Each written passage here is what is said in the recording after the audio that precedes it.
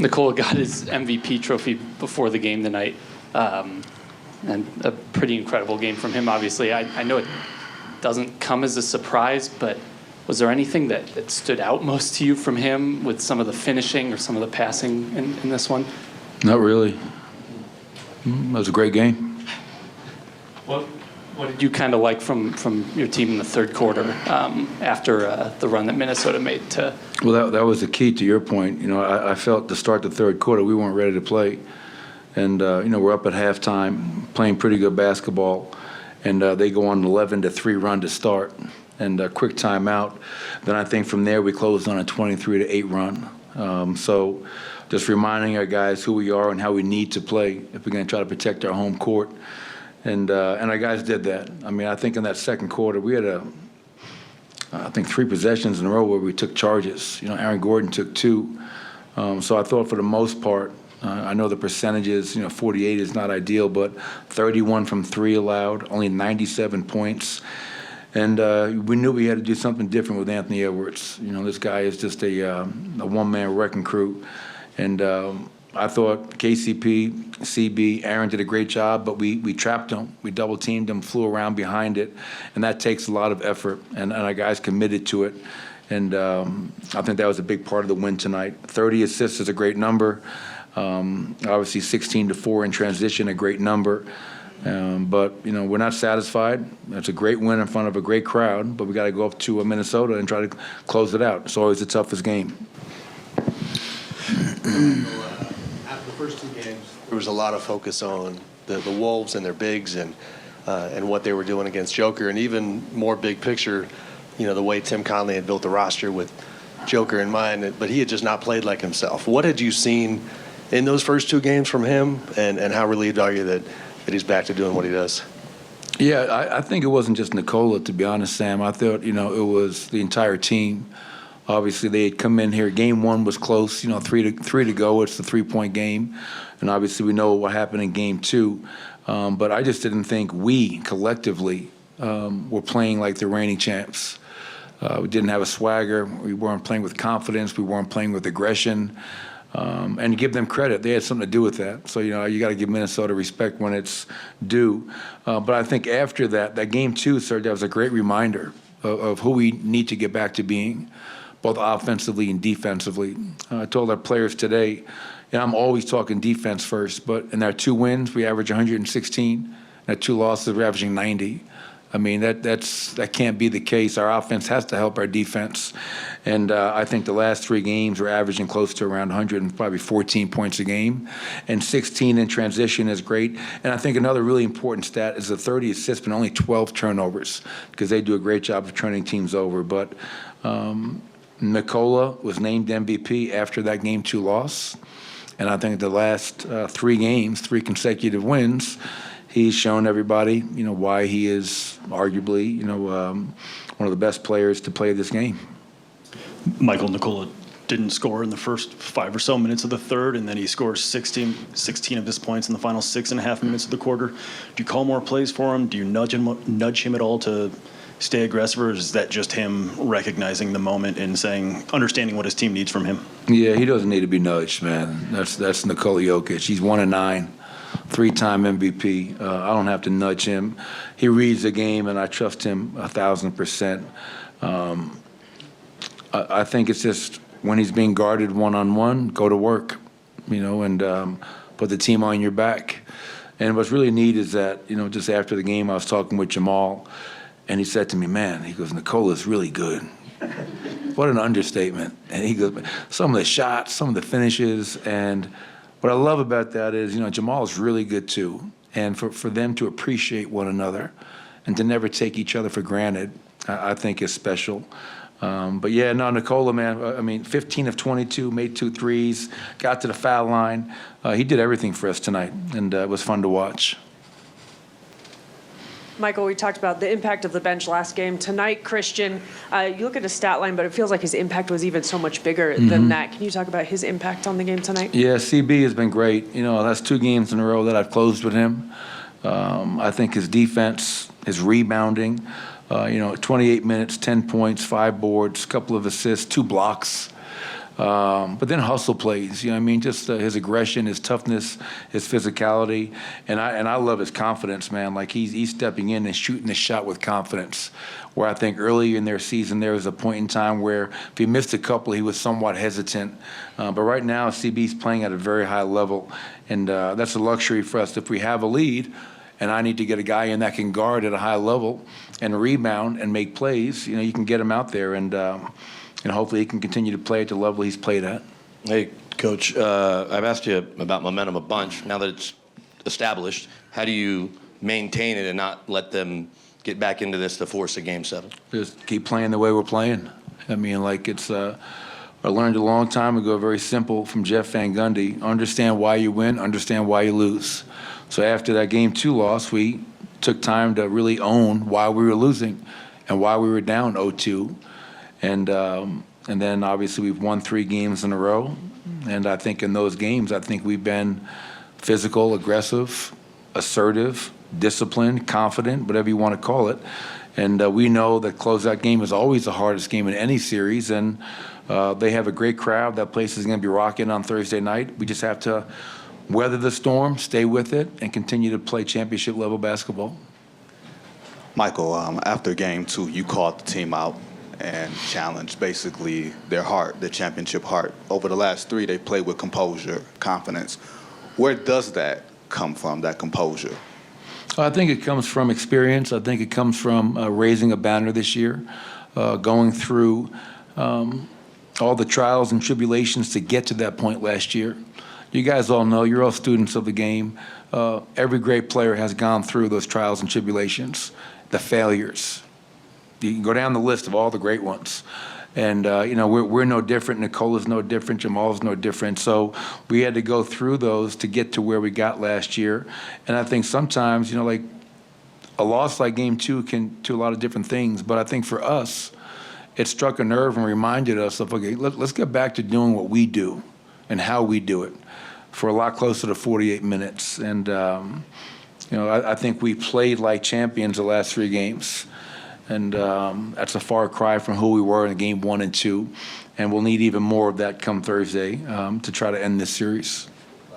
Michael, Nikola loves the chess match. How quick of a problem solver is he, and what have you seen from him and how he tried to figure out this Minnesota defense? He's his IQ is off the charts. He probably belongs to Mensa. He probably doesn't even know what Mensa is, but he is, yes, his IQ, his unselfishness, and his ability to make, 13 assists, make everyone around him better is just, for me, what always has separated him from other players. That's the definition of greatness, in my opinion, making everyone around you better. Thank you, Coach. Thanks, everybody.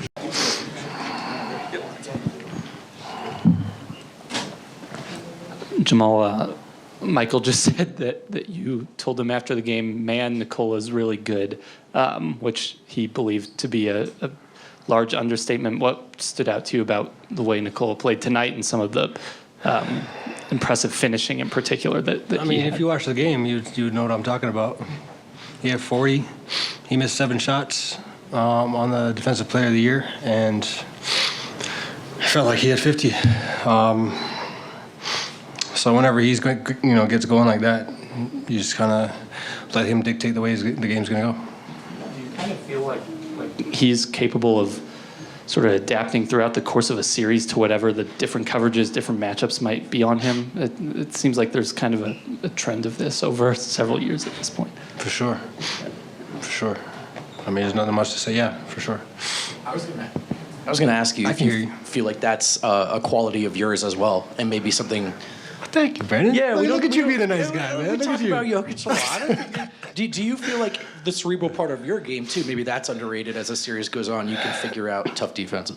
Yeah, I think it's just every series, every game is just so different. So it's not. I don't really look at the stats in the playoffs. Obviously, if you get it going, you get it going. But like every game is different, and me kind of playing off ball and taking whoever's on me, that basically has no coverage.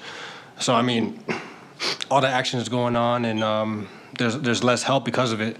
And I'm just trying to give whatever the team needs. You know, if Yoke got it going, there's no need for me to force anything. There's no need for me to make something up, any of us, you know. So I felt like tonight I was just being whatever the team needed. You know, I feel like if we need defense, I was trying to do my best and not turn it over. You know, just make the right reads, not force. The main thing was just not forcing anything. If Yoke's scoring like that, there's no need to do anything special. So I felt like tonight I was just trying to like control the tempo, if that made sense. Pick my spots, went to a drive, you know, knowing that they're collapsing, all that stuff. So, but I appreciate you. Jamal, you go into halftime with a 6-point lead, and they immediately come out and try to hit you guys with a little bit of a That's what they're supposed to haymaker. do. Exactly. But you guys immediately responded right after that, after what we're the supposed to do. timeout. So just how much of that timeout was just a kind of a settle down moment? That's all it was. Just to lock back in, you know. I think the way they came out, just aggressive, they came out talking and hyping themselves up. And I think once we called the timeout, we did the same. And we were able to kind of take control of the game from there on out. So, yeah, it was a great timeout and nothing crazy. It was we just locked back in. Jamal, today was the game that you guys made Anthony see the most bodies that he's had in this series. You know, you guys trapped a lot off of pick and rolls, tried to get the ball out of his hands. How important was it for you guys to just kind of defend him and just kind of, I don't want to say shut his water off, but at least slow him down a little bit the way you guys did tonight? Yeah, I think we did a great job. You know, not just on him, but everybody. You know, I know Rudy was 7 for 7, but, you know, I think whoever was on Carl just did a great job just making it not easy for him. You know, Nikola made some shots. I think we got to do a little bit better job on just reading, you know, who we're closing out to and how aggressive we have to be. But I think on Ant, we did a good job of just forcing him to give it up or play in the crowd or take him out or whatever the play they're in. So, yeah, it was a great defensive effort for the whole game. Jamal, I know you guys have been teammates for a long time, but how long did it take for you to realize that Joker kind of processes the game at a different speed than a lot of people? I mean, like I said, we came off the bench together my rookie year and his second year. So we've had chemistry for a long time, just, you know, reading time, place, reading the defense. You know, it's fun, it's just so fun to play basketball and just reading the game and not being so like set or rigid in our offense. You know, it's nice to have that chemistry. We just playing, we just flowing, we throwing counters, we both making shots. Well, I mean, he was making shots tonight. You know, it's a lot of fun to kind of play the game at that pace. But for him, you know, I think he's been doing that for a long time, and I think that's just his game, even growing up. Well, Coach, a couple times said closeout games are always the toughest. How big will it be, and I guess important, to try to close this out to get as much maybe rest for guys that I mean, we're trying to win every game. I think we got to go in there with the same attitude we did last time we went there. We know the place is going to be rocking. We know they're going to come out aggressive. So I think for us, it's just focusing on us, you know, focusing on the energy we bring, focusing on how we come out to start each quarter. And we just kind of go from there. But, you know, the team knows what it is. And then it's nice to be able to say we've been in this position before, now that we're finally up. So looking to end it at their place, you know, when we get there. Jamal, you've seen Nikola slice and dice guys before, but tonight, MVP night, Defensive Player of the Year on the other side. Did this one stand out even more to you of all the times you've seen Nikola shine? Yeah, that's a lot of memories I got to go back to. But for sure, I think, I mean, it goes for anybody. But Jamal, I saw that you are going to be the season athlete for 2K. They announced that today. Really? Yeah, did you not know that? No, I didn't. Are you just joking? No, I'm not. sorry. 2K announced that earlier today. Season Goodness. 7 with you on the cover. I know maybe they haven't fixed your jump shot yet, but Man, so slow. I don't shoot that slow, bro. I know. But I know you're a big gamer, so how cool is that for you? Like every time you're going to turn on the game for the next month or so, you're going to be on there. That's a great question. I think you know, I've been playing 2K my whole life. I think since I played the one with Iverson on it. I forget which one that was. It was either 1 or 3, and then one of my favorites was 2K5 with Ben Wallace. 2K11, 2K13. You know, I could go down the line, but that's a game I've been playing for a long time, and Yeah, it's just cool to see yourself like that, you know, because when you get to the league, everyone's like, oh, do you play with yourself in 2K? I'm like, hell yeah, I play with myself in 2K. And only me, you know what I'm saying? We just go on 2-man game the whole time. So, yeah, it's a lot of fun. That's obviously a blessing and sort of a dream come true, if that makes sense. You told us in LA that one of your projects was helping Christian Braun get ready. Are you a proud vet right now watching him these last 2 games? Yeah, man, but I'm not going to get too happy.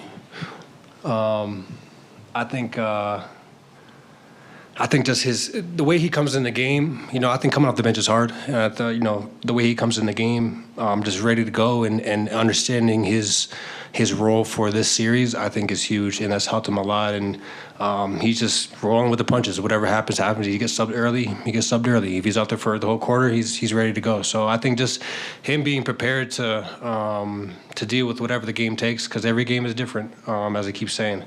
It's not always going to be your night. So I just think he came in with the right attitude, and that took him to a great game tonight. So I think I just want him to stay locked in and keep that same energy and confidence. Quick, did you have a favorite team to play with on 2K growing up, other than yourself now? It was more players. Okay. It was more players. So like I remember Eddie House used to be like a cheat code. Gerald Green, cheat code. Corey Maggette, cheat code. There's another one that's just stupid. James Harden was cold in a lot of them. Yeah, Steph, but there's a couple that are just cheating, you know. He was good. I'm sure there's another one though that's like underrated. I'll think of it. I'll get back to you though. You can think on it. The other thing, it's nothing new that Nikola's looking to throw those super long outlet passes, but does it still, if you're on the receiving end of one, does it still surprise you how easily he's able to get the ball there with the precision and with the touch that he does over however many bodies? I think we're looking for it. You know, it's a lot easier when you're looking for something. But yeah, he would definitely be my quarterback if we're playing some football, for sure. I'll be inside slot.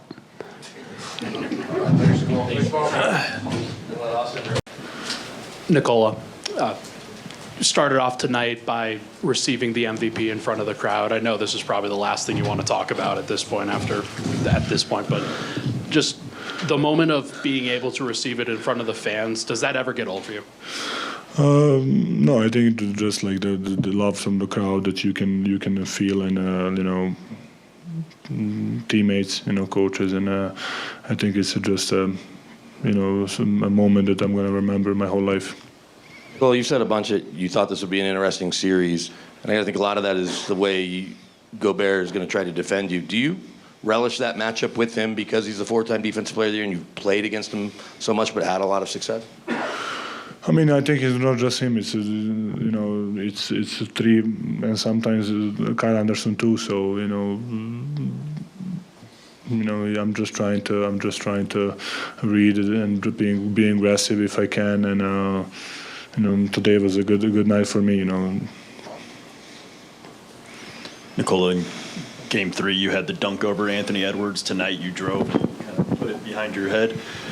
Where's that coming from, and is that a product of all of Minnesota's rim protection? Do you feel like you need to finish with more authority when you have the chance? I mean, I had an open lane, and just, you know, I'm a freak of nature, and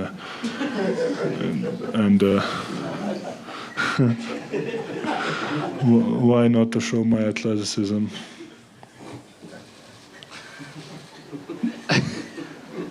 Nikola, against Rudy Gobert in particular, you were 8 for 9 from the field tonight. I don't think that's a discredit to him. It seemed like you were making difficult finishes against good defense. How, with all of the familiarity with the multiple teams that he's played against in all the playoff series, in how many ways or in what ways has that matchup with him changed since, say, the bubble, those one-on-one battles? I mean, I don't remember bubble, but you know, like I said, like you said it good. Some of the shots were really tough. Some of the shots was shots I think I can make. So I mean, he's a good defender. Always makes you to do like a little bit more, and sometimes you need to make a tough shot. During the last series, Aaron Gordon said you're a genius that just happens to play basketball. And tonight, Coach Malone said he thought you were a member of Mensa. I was wondering, have you taken an IQ test? Did you take it in Serbia, and how did you do? No, I did not, and I think that's just funny to guys. Oh my God. But you're not a genius? No, I'm not a genius. Funny. Nikola, when you're facing a four-time Defensive Player of the Year, Michael had said you have a lot of counters. How many counters do you need to go up against a guy like that? I mean, I know. Hopefully, I know one more than him. You know, like I said, no, I think it's not just Rudy. It's all the guys who guard me. They are really physical. They know what they're doing, and I'm trying just to have one more counter than them. Nikola, when Coach Malone went out there, it called a timeout at one point, or got teed up, and you guys have 3 straight charges taken. Do you guys feed off of his competitiveness at times and some of the adjustments he's making in game as a coach? Yeah, of course. I mean, I think our coaching staff is doing a great job. But yes, the guy stepping up. I mean, I think the Chargers are a game changer. In the game and in the series can be, but we had a couple guys step up today and take a couple chargers, which was in that moment really big factor. And yeah, coach is a great competitor. Of course, he hates to lose, and we hated to lose too. So it's kind of good connection. Nick, are you done? Sorry. Hi. Yeah. Nikola, how quickly do you figure out how teams are defending you, and how often do you realize when they're making changes? I mean, I don't, like right now I cannot, I'm okay, maybe I can remember, but I'm just trying to read what's going to happen. You know, if I see someone's coming to me, I'm going to pass. If I don't see, I'm just going to try to score. So basically I'm trying to read in a moment. Nikola, it seems that the mentality of this team is that the job's not done and you guys haven't accomplished anything Where yet. are you? It feels like the mentality of this team is that you guys haven't finished anything yet. So what does it take to go on the road and finish this series in Minnesota? And I told the guys we are still depression. Like, you know, we need to feel like that, and we need to play like that. And because when we play like that, it seems like it's work for us, and that's my mindset. And hopefully the guys are gonna go to Minnesota and to play like that. Nikola, 13 assists, 0 turnover tonight. What was the main point of emphasis from the coach tonight? Yeah, I mean, turnover is something that we cannot have, especially because how good, especially Anthony Edwards is in transition, and if we turn the ball over, that's so many easy points for them, and we don't want to do that. We know how dangerous they are in the half court and how many offensive threats they have. So if we give them like easy points, it's gonna be a long night for us. Nikola, right down here. Coach Malone said the team has a heart of a champion, quoting Rudy T. What does that mean to you? What does having the heart of a champion mean to you? Probably don't quit, never quitting. You know, fight when you're down. Probably that, I think. I saw Jeff Green was hanging around tonight. Did you get to hang out with him after Yeah. the game, and was it nice to see an old friend? Yes, we miss him. He's a great person, great guy, and good player. And we won a championship with him, so memories for life. Nikola, your teammates were very complimentary of the way that you were able to defend Anthony Edwards when you switch out onto him. What have you figured out in terms of your personal success when you're guarding Ant? When I switch on him, I am trying to find help, and most of the times I'm just there, and he just go by me, so I don't know what they're talking about. Nikola, I know how close you are with Mike and Nori. I saw you looking over at him a couple times. Are you trying to steal their calls, or how familiar are you with what they're doing? I think they're actually really doing a good job with that. They have so many wrinkles and so many counters in every kind of play. Just like every other team, I'm trying to figure out what's going to play, what's going to happen, what they're going to play. I think that can help us in defense. Hey, pleasure, like always, guys.